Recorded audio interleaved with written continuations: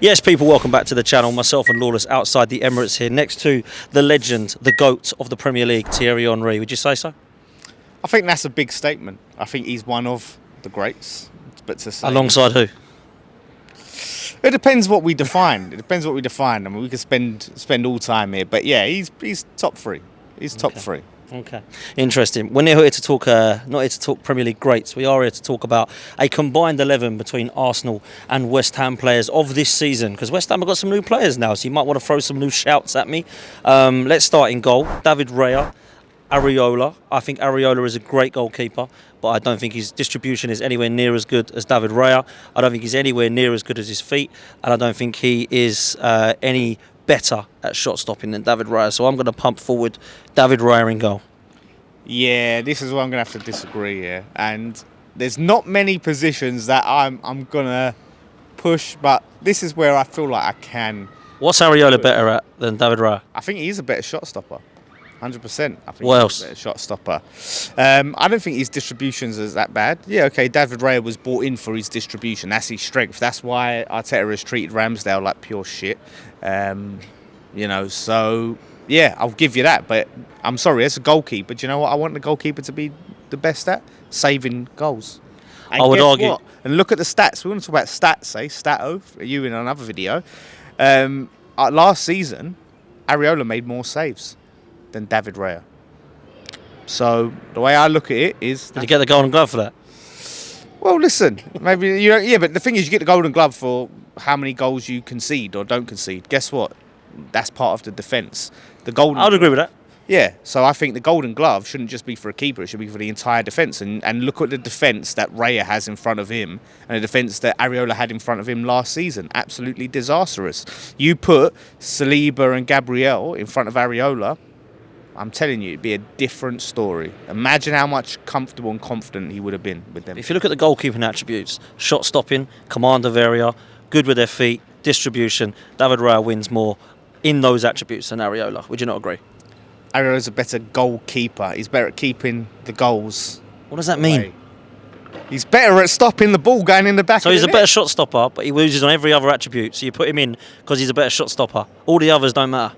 He's better at saving goals. That's the attribute. That's the key attribute. I don't care, listen, if he can do fucking 50 keepy-uppies, right? As long as he keeps the ball out the back of the net, mate, he's a better goalkeeper. That's his job. I don't care. Okay, brilliant. You can fucking do a fucking 20-yard fucking pass, whatever, down the road, down the diagonal channels. Modern day football, Great. mate. Oh, great. But do you keep the ball out the back of the net? David Raya had some clangers last season, let's not forget. He did. Areola did against Liverpool as well. Listen, there was Liverpool. They're going to Liverpool, yeah. But Areola, I can't think of hardly any games where I just think, wow, yeah, disaster. So, and like I said, made the most saves. If we're talking about just goalkeeper, then yes. If we want to mix in and say, okay, they have to be an outfield player as well, and he has to fucking take players on and fucking nutmeg and, okay, get assists, then you can have Raya. But let's just talk pure goalkeeper. Like, we want a geezer to keep the ball out the back of the net. Alphonse Areola is that man. This is somewhere where I feel strongly about. Well, I can tell you do. Listen, let us know in the comments, people, because you and I are not going to agree on this one. No. David Raya all day long over Areola. Let's move to right back. Listen, man, it's Ben White, right? Who you got there now? Wan-Bissaka or Soufal? Yeah, look, if it was just Soufal, I think Wan-Bissaka's in with a shout, but... What, ahead of Ben White? He needs to get the Man United stench off him before I put my chest on that one, to be fair. So I can't put my chest on it, but I think we'll see a better Wan-Bissaka at West Ham than we saw at Man United. So, okay, I'll concede you Ben White, even though he's not even really a right back. He's a centre-back. So I don't see... No, he's a better right back. You know what I mean? Bring me your... fucking, what's his name? Your mate, the one you love. Japanese player. Tomiyasu, yeah. Then put him up. He's an actual right back. Geezer's never fit. No, Ben White is a better right back than a centre back. Much better right back. All right, you can have him. Yeah. James Tompkins. We will have him. Right back. James Tompkins. Jeez, wow. I mean, James Tompkins, did you see him coming on here last season? And Martinelli absolutely rinsed it when he came on. It was embarrassing. Anyway, listen, Okay, right like back. 40. Ben White gets in at right back. Left back. Now, we haven't seen Calafiori yet. We've seen little of Jurriën Timber. I'm not a fan of Zinchenko. I'm not going to be putting Zinchenko, Kivior or Tomiyasu forward to this one, but I am going to put Jurian Timber forward. You're going to go, I guess, is it Emerson at left back? Emerson, yeah, I'm putting Emerson. Like you're putting Timber in based off the idea of Timber, right? It's the idea of Timber. We've seen enough of him, he's quality. Okay, but Emerson, European Cup winner. Okay, we've seen enough. Yeah, no, listen, Emerson's a good player, but Timber has potential, more potential than him. He has potential to be better for sure. You've seen quality. I'm just saying, I've seen Emerson week in, week out do it on a consistent basis. Why didn't Chelsea keep him then if he's that good? Because he didn't fit into their system, and this is Chelsea. Sorry, we don't judge anything based on what Chelsea do, who they sign and who they. Maybe not now, but back then when they sold him, they were actually under Tuchel, weren't they? No, but I think it was still Todd Bowley era, wasn't it? I'm sure he was sold under Todd Bowley. I don't know. I thought it was just before that. But listen, I'm putting Timber ahead of Emerson, and I'll tell you why. I think he's better on the ball. I think he's more comfortable on the ball. I think he's more versatile than Emerson. I think he can play across the back line, going forward and defending, and in defensive midfield already played for Ajax as well. I'm going to put Jurian Timber as a better footballer than Emerson. You can have your Timber, but Emerson's better going forward. I'm just going to say that. Right, okay. Well, he's a left back though, mate, not a left winger. So we got to talk about defending. Oh, you want to play that card, eh? You want to play that card? Well, we've got to talk about defending. We're talking about left back here. Yeah, okay. So Timber goes in. Modern football, mate. Trent Alexander-Arnold. Mate, I actually am a fan of Trent, but listen, centre back pairing, you can't tell me that you're putting Kilman, Todibo, Mavropanos, or Aguerd in that centre back pairing ahead of Gabriel and Saliba. Come on, don't be this deluded. We playing what are we playing? Forward back. We're playing forward at the back. I'm just gonna say Todibo.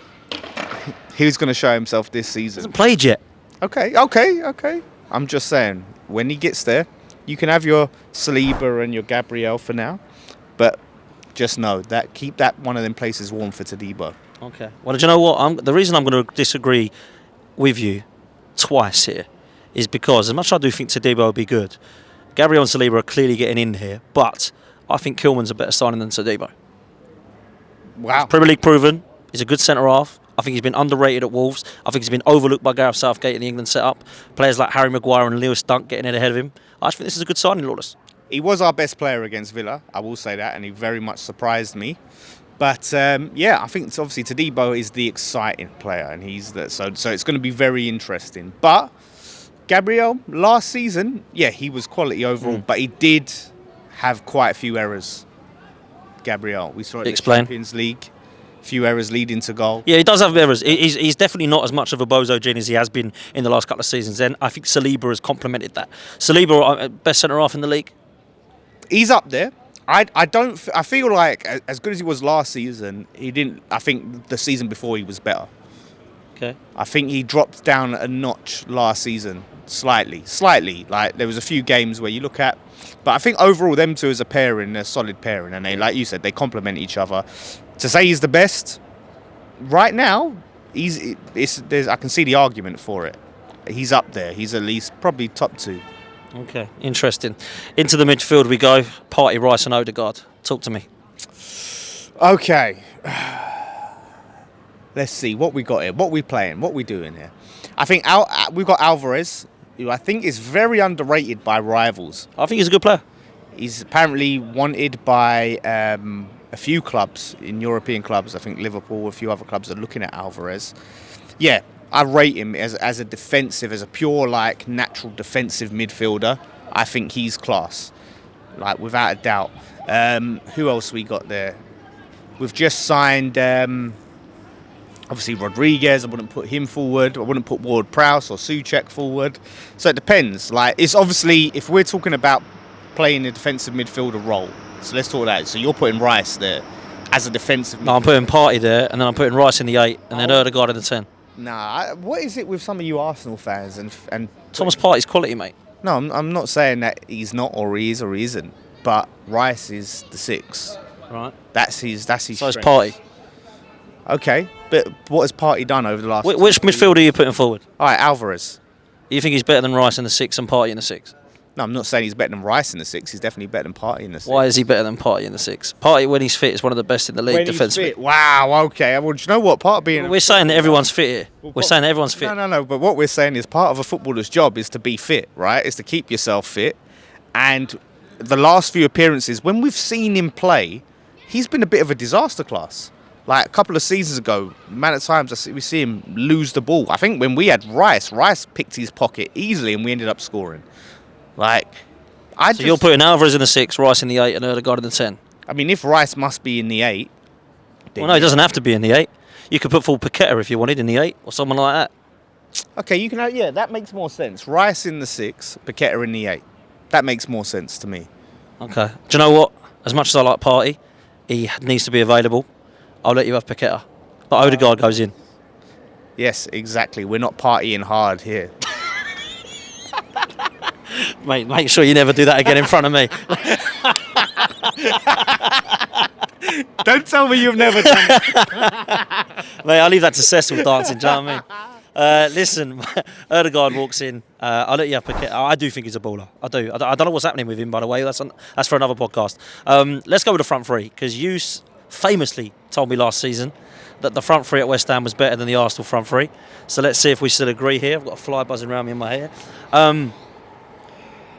Tell me your front three.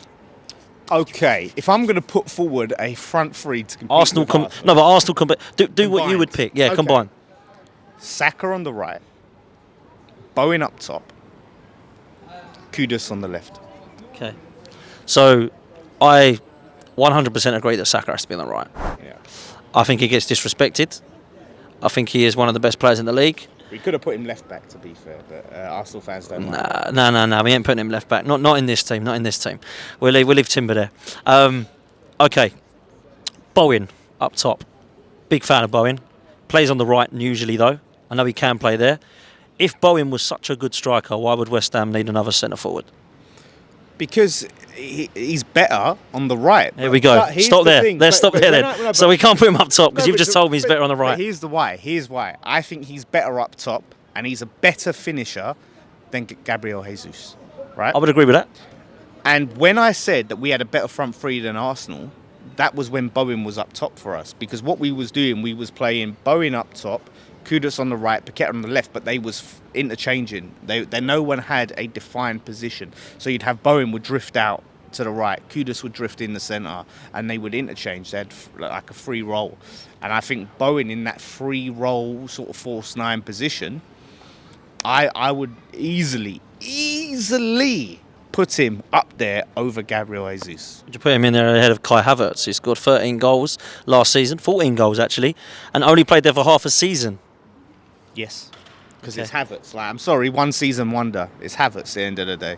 You never rated him at Chelsea. No Arsenal fan can tell me when he was at Chelsea they rated him. Now all of a sudden, magic wand. Okay, he scored 13 goals. Good for him. Can he? Do you know who does rate him?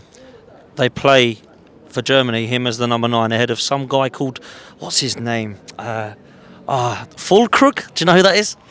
Yeah, banged in. I think he scored more goals for Germany in the Euros than Havertz. I actually rate Fulkrug. I was just I kind don't have of those stats. I've tongue in just cheek. guessed Let me be real, right? How I would do this is it would be Saka or Bowen right, Kudus or Martinelli left, and Havertz or Havertz or Fulkrug up top. I know right? you love your Martinelli. I'm sorry, he's not getting into this team. Where's Gunnar? 15 goals before the last season. Oh wow, okay, good for him. How was Kudus got 15? This is his first season in the Premier League, and What did he get? Listen, I think he got double figures goals and assists, right? But it's not just about that. It's not just about it. Kudus is just an all-round better player than Martinelli. Most teams would want a Kudus in their team over a Martinelli. Kudus gets into this team over Martinelli, bro. Okay, look, I can't even try and fight anymore. I actually agree. I think Martinelli needs to look at his performance, man. I've got to say that. I think Kudus. I'm going to give you Kudus. But I'm going to fight for Kai Havertz up top over Bowen. Oh my God, how are you? Like all this shit that you were saying. Put some clips, Sam, of him shitting on Havertz. Talk to me about Kai Havertz being a good player. Oh, did you see that pass? Did you see that pass? He's headed the ball. He's chested it. He's passed it forwards. Oh, this guy is an absolute upgrade. Get him out. The guy sucks. Oh, Kai Havertz scored again. Kai Havertz shit again. That's what the song should be. Oh, what is this signing? Oh, why are we signing Havertz? Kai Havertz is a 9, prove me wrong. But has he though? Like, okay, like yeah, he did well. He exceeded expectations last season. But is he that guy? Like season in, season out. Time will tell. Time will tell. But it's a tough one. But I think Jared Bowen is an all-round. He's a better player than Havertz. I think he's still a better finisher than Havertz. And I think if you looked at price tag, who's worth more money, Havertz or Bowen? Well, I mean, how old is Bowen? Bowen's like 27. All right. So Havertz is 24, 65 million. Shut Do you up, think? he's never 24. Yeah, he is. He's 24. Man, Or he might be I thought 25 now. 30. No, he might be 25 now. Listen, Kai Havertz was 65 million. If we were to sell him, we'd easily get that money back now. Right, let me tell you this. I'll be kind. Bowen's 100 mil, mate. I'm not giving you Areola. Dear me. I'm not giving you Areola. Yeah. Reyes in goal. Ben White at right back. Gabriel and Saliba and Timber. Right? That is the back five. It's all Arsenal. In midfield, however, I am happy to admit that Paqueta gets in there with Rice and Odegaard because Partey is not available enough. Right? A front three, I'm going to go Saka. I'm going to go Kudus. And I'm going for King Kai up top. Now, I know you want Bowen. I know you want Bowen. And I get why. But I'm not going to have it. So we're going to put it to you in the comments. Would you rather have Kai Havertz up top? Or would you rather have Jared Bowen, a player who does never play there for West Ham and plays on the right most of the time? Listen, people. Excellent last season up there for West Ham. Do you know what? I actually like Bowen. I actually do rate Bowen. What would you do, guys? Let us know in the chat. Make sure you like, make sure you comment, make sure you're subscribed. And let us know what your 1 to 11 would be combined with West Ham and Arsenal. See you next time.